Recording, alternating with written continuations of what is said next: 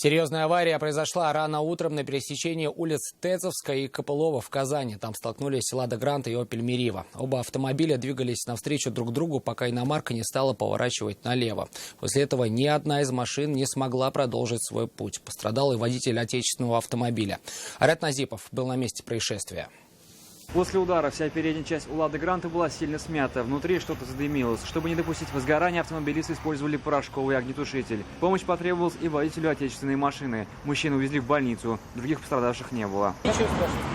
Впрочем, позже госпитализированный мужчина вернулся на место происшествия. Автоинспекторам он рассказал свою версию событий. По предварительной версии, оба автомобиля двигались навстречу друг другу по улице Копылова. На пересечении с улицы Тецовская иномарка «Опель Мерива» начала поворачивать налево. Такой маневр застал врасплох второго участника аварии.